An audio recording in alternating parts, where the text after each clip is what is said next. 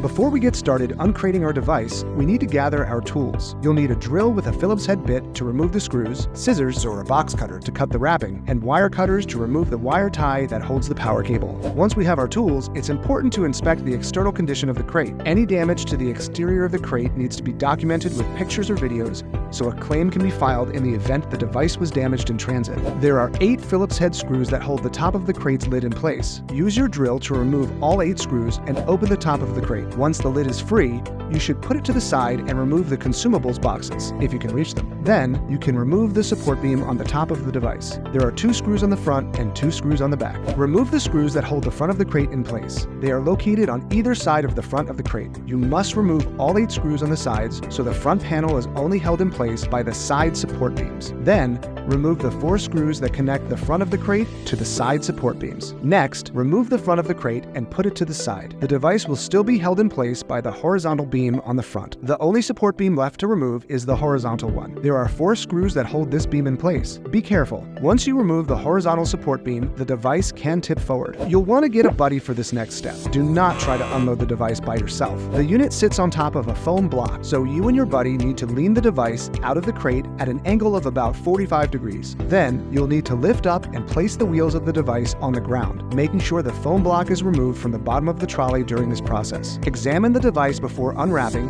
and make sure you document anything that could be related to damage during transit. Also, be very careful not to scratch the exterior of the device while removing the wrap. You'll need to pull the layers of the wrap away from the device when you're cutting them to avoid damaging the paint.